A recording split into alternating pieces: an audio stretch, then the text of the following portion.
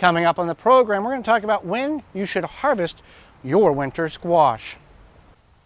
And we're going to harvest our sweet potatoes and see if this spot has worked better than other spots in years past. All that and more coming up today on the Wisconsin Vegetable Gardener. The Wisconsin Vegetable Gardener is sponsored by the following. MIgardener.com, over 300 varieties of non-GMO, heirloom, organic flowers, vegetables, and herb seeds, all for 99 cents.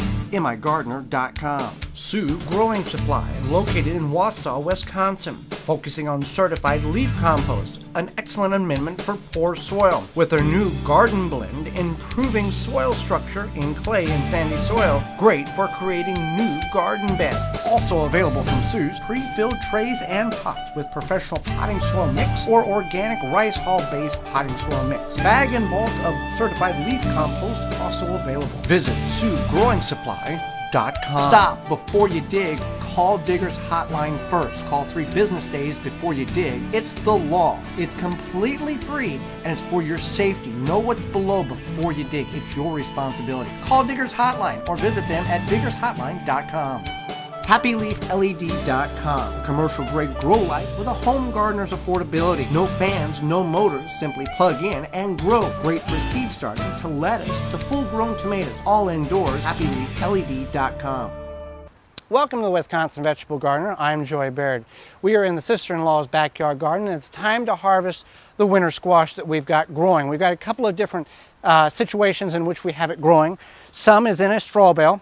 The second year of the straw bale garden, and it has worked very well, and we'll talk about some of those in a moment. This here is a butternut squash, and you want to harvest these before it freezes, number one. So if the freeze is coming like tonight, regardless of what stage they're in, you're going to want to harvest them and bring them in a garage, basement, house, because once they freeze, you've got compost, okay? It's no good.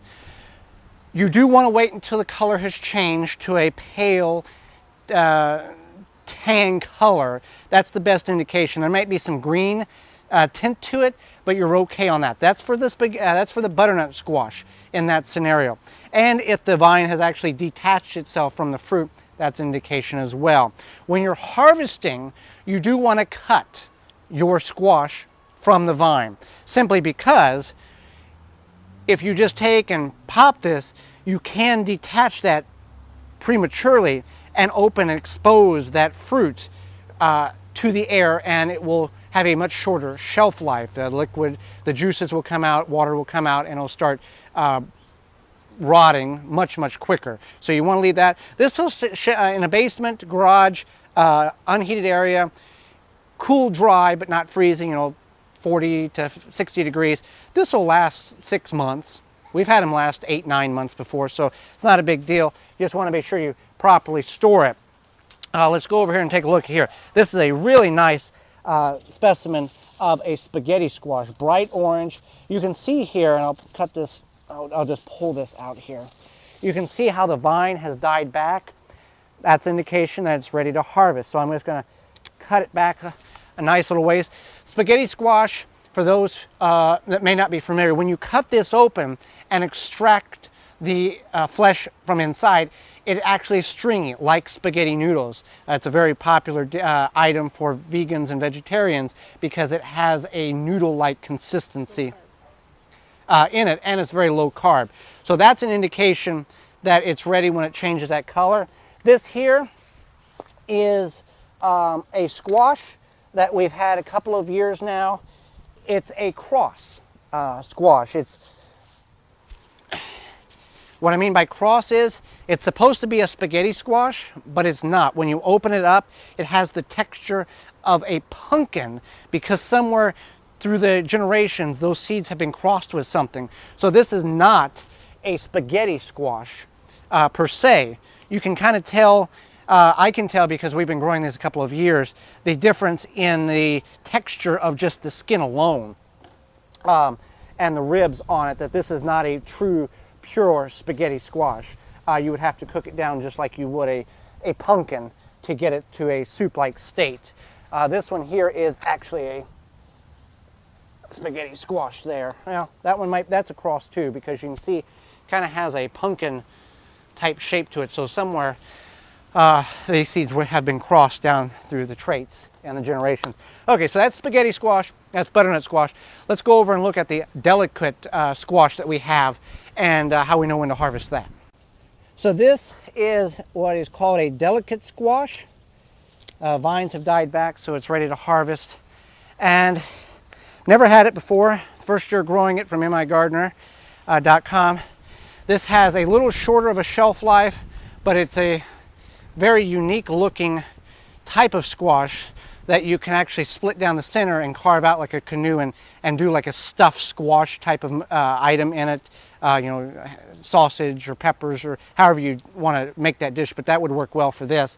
I do have a couple of those, and again, they're ready when their color has changed and when they have died, the vine has died off. So we've got 3 very nice specimens of the delicate squash, and we do have some more butternut squash here, and you can tell the vines have died back, indication that it's ready to harvest.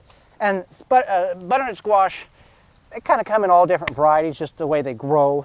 You know, we see the traditional teardrop type of butternut squash, but sometimes they grow in all shapes and sizes. So when to harvest your squash? When the pigmentation changes in it, the vines die back, or it's going to freeze the day before on your squash.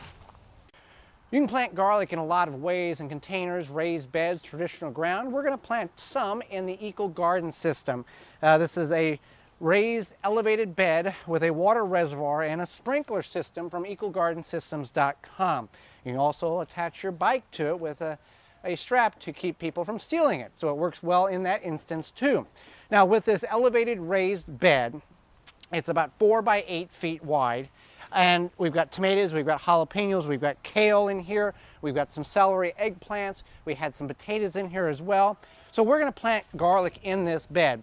Now, the depth of soil is about 9 to 12 inches deep here, above to where the water reservoir is at the bottom here. So what we want to do in a traditional ground garlic, you want to go 2 to 3 inches. With this here, I'm going to go about 4.5 inches. For the reason being, it's very loose soil and it's elevated off the ground, so it's going to get colder. So I want the seed or the clove of garlic to sit just a little deeper in the soil to give a little more protection. We're not going to mulch this, but I want to get it a little deeper. Now, just like you would in the ground here, we're going to space these. I'm going to go about 5 inches. You want to plant the clove just as it came off of the bulb. We plant hardneck garlic and the stem goes all the way through, so as you pop the clove off, that's the way you want it to go in, and the larger the clove, the better opportunity you have for a larger bulb of garlic come next spring. Now again, we're planting this in about the first week in October. Our garlic, we typically harvest it late June, early July the following year. So it's going to sit here for a very long time. So if you have real estate that is precious to you, garlic may not be the crop. But I'm going to take this little corner here of the Eco Garden system and we're going to plant the garlic here. Now I got one there, and I'm going to plant this a little tighter than I normally would. I've got a tomato here that will come out in about 2-3 weeks when the cold weather hits.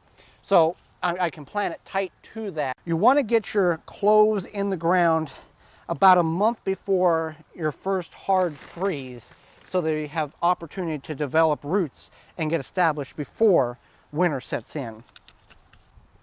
And you can pre-soak these cloves if you want to. You don't have to, but that just helps to accelerate the root development before the plant goes into dormancy and the soil freezes.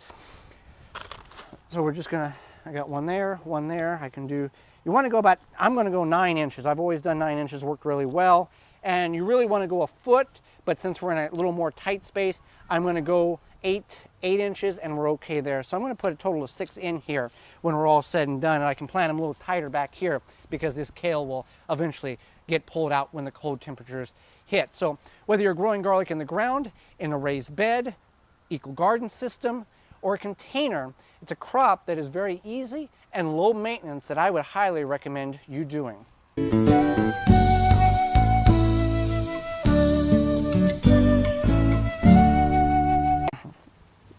So sweet potatoes are a predominantly southern crop. It can be grown in the northern areas.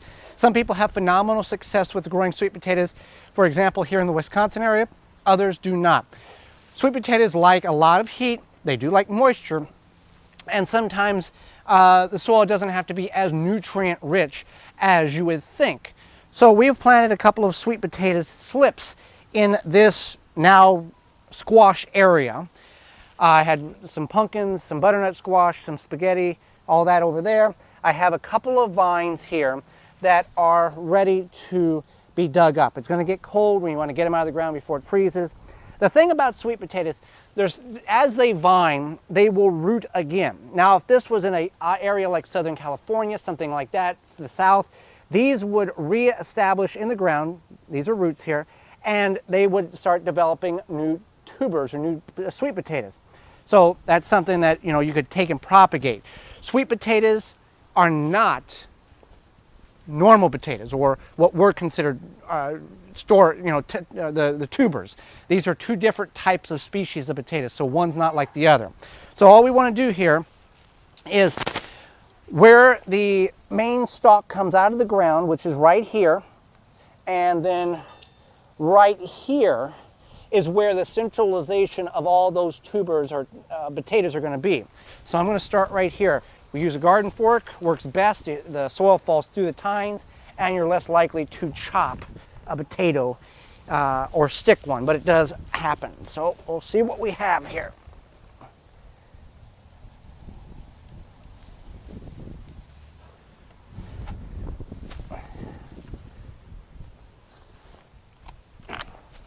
I'm going to go all the way around, loosen this up, and I'm going to pull.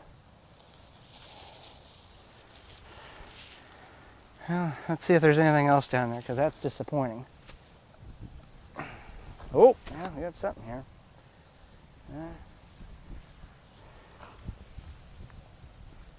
Is there more?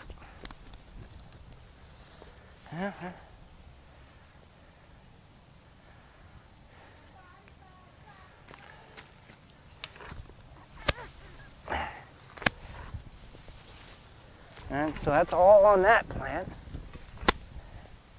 There's a part of one that broke off. I'm just going to hit this one more time. All right. So now, let's see if this one's any better.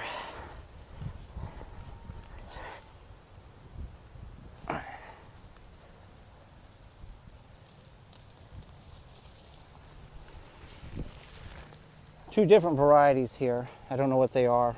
They were just store-bought potatoes that was we sprouted in the window.